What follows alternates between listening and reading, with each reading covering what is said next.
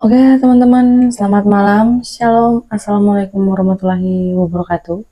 Selamat datang kembali di channel saya, Liviana Kerantau. Semoga teman-teman sehat-sehat selalu, dimudahkan rezekinya, dan dipanjangkan umurnya. Oke, teman-teman, sekarang saya belum bisa konten kemana-mana karena saya lagi jualan ya, jualan di depan rumah ya. Jadi saya tuh subuh-subuh ya harus bangun ya, karena saya jualan-jualan nasi kuning gitu ya teman-teman ya. Jadinya saya belum ada waktu lah, belum punya waktu buat bikin konten di luar-luar gitu ya teman-teman ya. Cari-cari bangunan-bangunan kosong gitu. Apalagi saat ini ya masih susah juga ya kita mencari bangunan-bangunan kosong kayak gitu teman-teman ya. Jadinya saya membuat konten di rumah dulu, sambil memasang CCTV kayak gitu. Nah, dan kemarin kan saya sudah memasang CCTV, jadi itu semua tinggal dari penilaian dari teman-teman ya gitu ya. Nggak tahu ada fenomena-fenomena apa yang terjadi di CCTV itu, yang jelas saya cuma lihat di situ cuma ada kayak macam ORBS gitu ya, yang lewat-lewat putih-putih, bayangan putih gitu. Jadi kayak macam belum padat gitu ya. Kalau saya tanya sama teman saya gitu ya, yaitu bang, itu adalah sosok memang makhluk gaib, tapi dia posisinya dia belum mewujudkan dirinya menjadi padat lah gitu ya. Nah, oke teman-teman, sekarang saya mau menceritakan ya mimpi saya yang beberapa hari yang lalu. Pas itu sekitaran jam-jam satuan lah, saya mimpi apa di antara setengah satu atau jam satu gitu ya teman-teman. Nah, jadi saya bermimpi itu seperti sosok kuntilanak ya. Pas di kamar depan itu kan, um, saya belum nyalain lampu gitu ya. Jadi ini dalam mimpi saya gitu.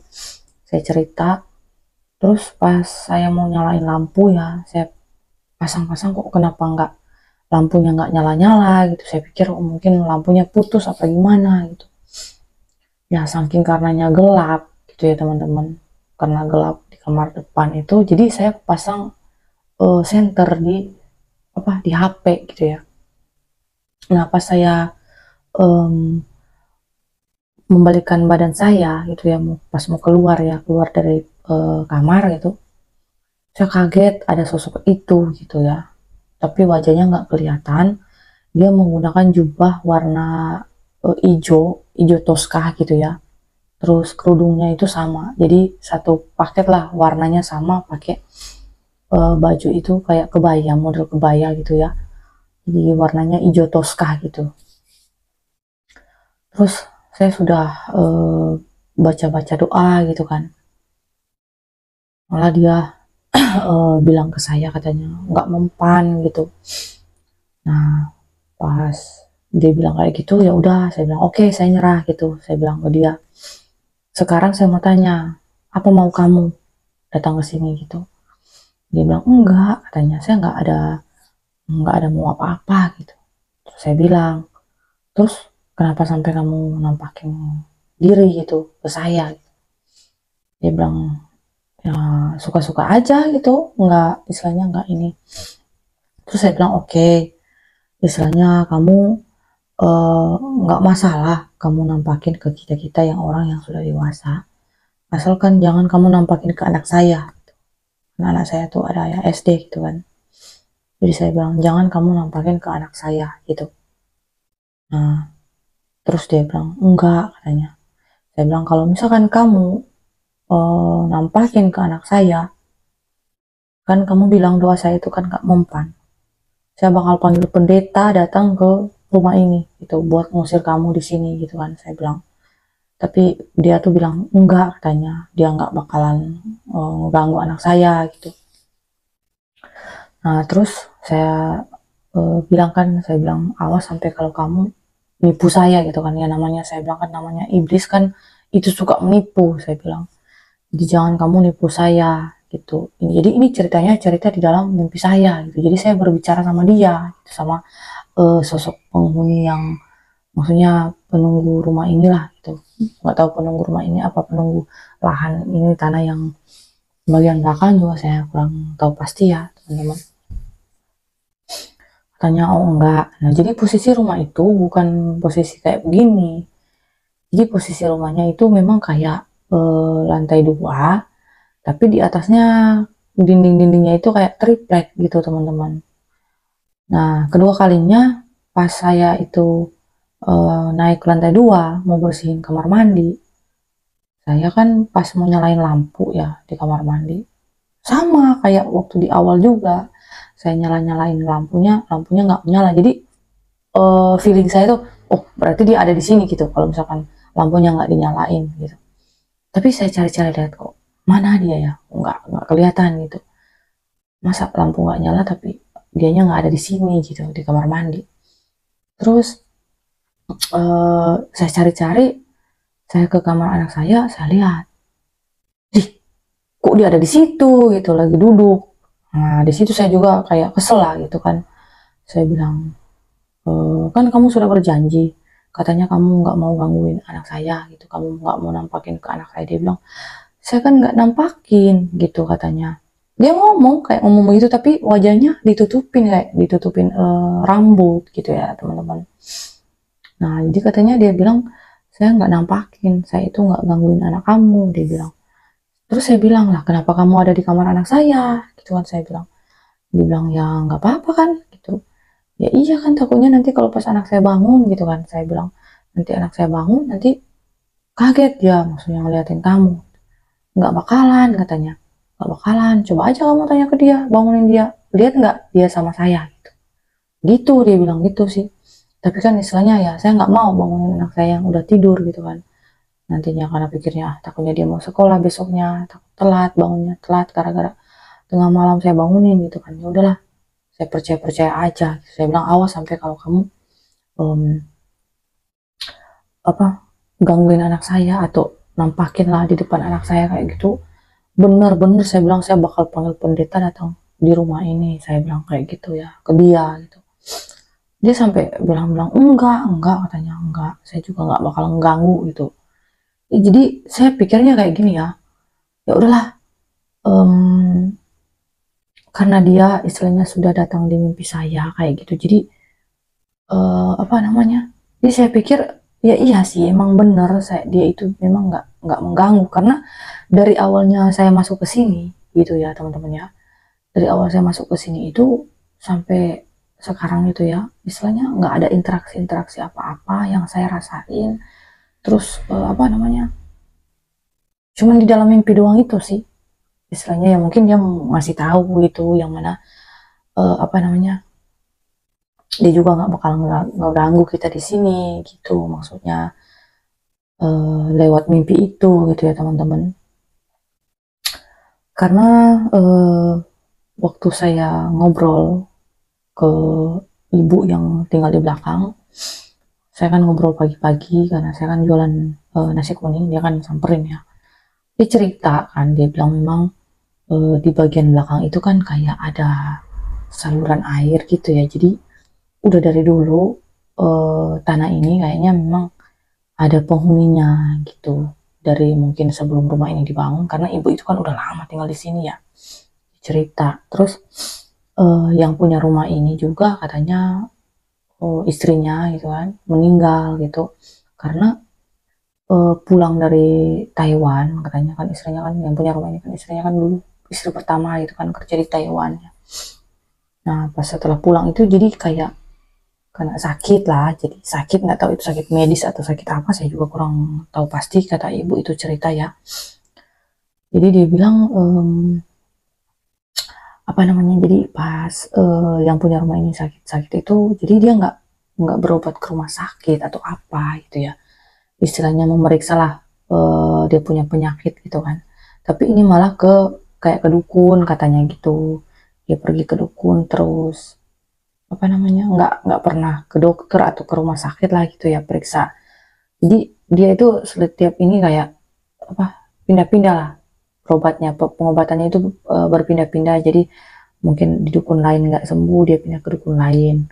Jadi istilahnya dia udah penyakitnya udah kena saraf, kata ibu itu ya, udah kena saraf itu. Jadi kayak orang ya, namanya kalau apa namanya, kalau udah penyakit kena saraf itu kan ya, mohon maaf ya, maksudnya kan udah kena mental gitu ya, jadi penyakit apa, sudah gagal mental gitulah ya, ya seperti itulah gitu ya. Akhirnya berpindah-pindah dukun untuk pengobatan-pengobatannya, dan akhirnya dia meninggoy ya teman-teman. Nah, jadi waktu makanya saya bilang ke ibu itu, saya bilang mungkin dia itu mungkin ya yang penunggu di rumahnya gitu ya. Dia, kata ibu itu, bukan, katanya bukan dia. Sewaktu juga waktu yang punya rumah juga masih ada ya, dia udah pernah ngeliatin juga kayak nenek-nenek di sini gitu ya, gitu. Jadi sebelum meninggal juga dia itu pernah lihat katanya, yang di halaman belakang gitu ya, perkebunan gitu, dia lihat sosok nenek-nenek kayak gitu. Jadi jadi saya pikir, saya langsung bilang, oh jadi istilahnya yang penunggu rumah ini bukan yang punya rumah gitu ya. Bukan, kata ibu itu. Jadi yang penunggu itu ya itu yang udah lama di sini gitu. Jadi sebelum rumah ini dibangun, memang sosok itu memang udah tinggal di lahan kosong ini teman-teman. Jadi seperti itulah. Jadi nah, jadi di mimpi saya itu dia memang, jadi kayak saya tuh nyata banget, ketemu memang persis. Cuman saya sulit untuk apa, memprediksi wajahnya seperti apa itu, karena memang ketutup rambut banget ya. Apalagi dia pakai dia juga tutup pakai kerudung kepalanya, terus rambutnya dikasih dilepas, nggak diikat ya, jadi ketutup wajahnya. Jadi saya nggak bisa lihat wajahnya, tapi istilahnya dia kayak ngomong secara sesama manusia kayak gitu. Saya bilang, jangan kamu ganggu gitu, jangan kamu begini gitu. Dia bilang enggak, katanya dia nggak bakal ganggu saya. Makanya saya bilang, ya namanya iblis itu kan banyak tipu muslihatnya, saya bilang. Jadi jangan kamu sekali-sekali menipu saya gitu. Kalau kamu sudah berjanji bilang kamu nggak mengganggu, ya jangan gitu. Dia bilang enggak, katanya. Dia sampai kayak bersumpah-sumpah gitulah. Jadi saya tuh ngomongnya kayak ngobrol sama dia tuh kayak sesama kita manusia itu. Dia sampai misalnya bersumpah itu, sumpah katanya dia nggak bakal mengganggu gitu. Ya udahlah, saya bilang, ya udah kalau memang kamu nggak mengganggu, nggak masalah gitu ya. Ya namanya ini juga memang mungkin dari dulunya ini memang tempat kamu ya, jadi nggak masalah. Tapi kan ini kan sudah dibangunin rumah gitu ya, dibangunin rumah, terus ini sudah ada yang punya rumahnya, punya tanahnya. Jadi kita ini di sini juga cuman pendatang ya, sebagai orang yang ngontrak di rumah ini gitu ya. Jadi kamu istilahnya jangan mengganggu kita yang tinggal di rumah ini gitu. Katanya iya, nggak bakalan diganggu, katanya itu. Ya udah, dari situ pas subuh itu sampai itu kira-kira tuh lama ya mimpi saya. Jadi posisi rumah itu memang dua dua lantai, tapi kayak triplek dindingnya di atas. Nah terus halamannya itu luas banget, jadi kita tuh tinggalnya di area belakang ya. Terus di depan itu kayak masih lahan kosong, tapi kuburan semua gitu teman-teman. Jadi kalau misalkan kita mau jalan ke jalan raya atau ke jalan buat ke warung atau apa buat belanja itu jauh ke depannya. Jadi kita harus melewati kuburan-kuburan itu teman-teman. Jadi itu di dalam mimpi saya kayak gitu. Jadi saya bingung gitu ya.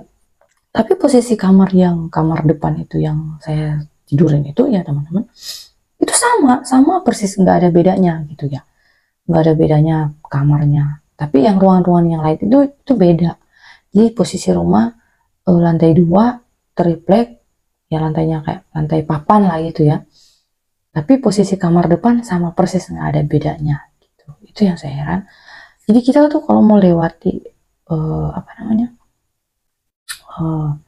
pekarangan halaman rumah itu ya harus lewati jauh, terus kita lewati kubur-kuburan juga.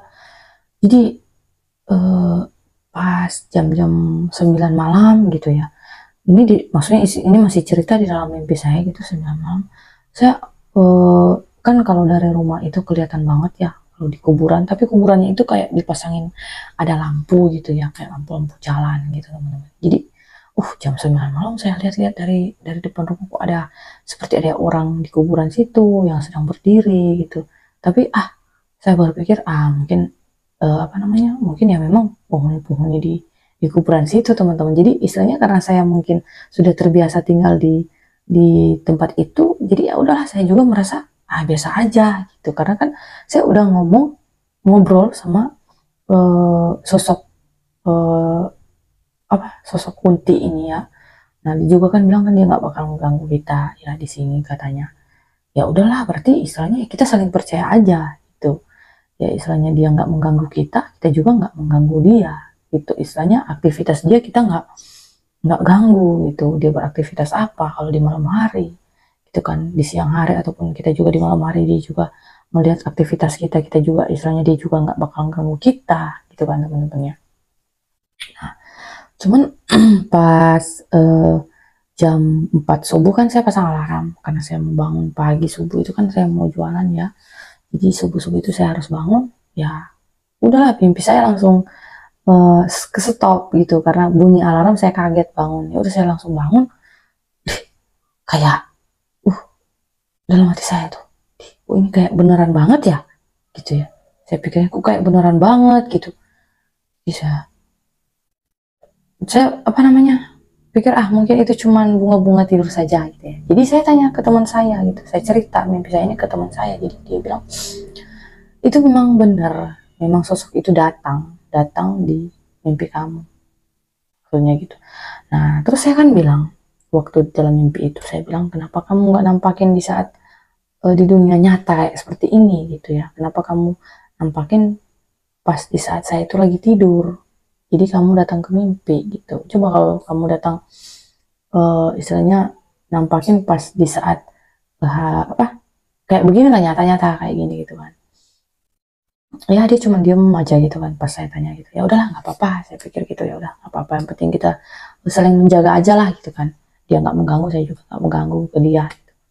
Nah jadi pas saya tanya-tanya ke teman saya, jadi teman saya itu bilang ya itu artinya ya memang kenyataan dia itu memang datang ke mimpi kamu.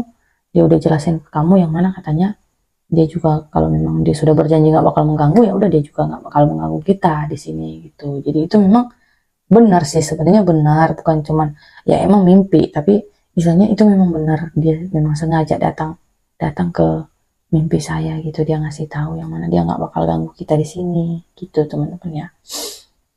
Nah di situ saya mulai percaya lah yang mana ya emang berarti benar apa kata-kata tetangga-tetangga di sini, yang mana memang tanah ini atau rumah ini tuh memang ada penunggunya sudah lama. Dari sebelum rumah ini dibangun sudah ada penghuninya di sini sampai sekarang gitu ya. Jadi ya udahlah, saya istilahnya yang penting saya lancar-lancar, usaha saya juga lancar di sini gitu ya teman-teman ya. Dan istilahnya nggak ada gangguan-gangguan apa-apa gitu ya di sini. Selama saya tinggal di sini saya nggak pernah, maksudnya nggak ada gangguan-gangguan makhluk-makhluk gaib lah gitu ya. Jadi ya puji Tuhan sampai sekarang ini juga ya teman-teman, misalnya nggak ada interaksi apa-apa gitu ya. Palingan kalau cuma di CCTV doang yang pas kemarin saya pasang, ya itu saya juga nggak tahu ya, karena saya kan nggak bisa melihat gitu ya teman-teman ya. Jadi ya bagi teman-teman aja lah yang bisa ngelihat gitu ya, yang bisa ngelihat eh, apa hal-hal gaib seperti itu. Nanti pas di CCTV itu nanti teman-teman bisa komen aja gitu. Jadi saya istilahnya nggak harus memastikan ini ada sosok ini, ini ada sosok ini, enggak teman-teman ya. Jadi yang menilai itu para teman-teman yang subscriber aja gitu ya. Jadi saya nggak boleh langsung ngambil tindakan, ini ada sosok ini, sosok ini, sosok itu yang nampakin di CCTV, enggak teman-teman. Apalagi ya namanya makhluk gaib begitu, itu cuma hoki-hoki doang ya. Kalau ini memang dia mau nampakin wujudnya udah padat kayak gitu, itu memang hoki. Jadi kalau misalkan nggak hoki ya juga nggak bakal dia nampakin walaupun di kamera ya teman-teman ya. Jadi ya teman-teman ya harap maklum aja. Oke, segitulah cerita mimpi saya, dan semoga teman-teman bisa terhibur dengan video saya ini. Jika teman-teman merasa terhibur, merasa nyaman dengan video saya ini, jangan lupa bantu support, subscribe, like, dan komen. Oke teman-teman, saya pamit. Shalom, wassalamualaikum warahmatullahi wabarakatuh.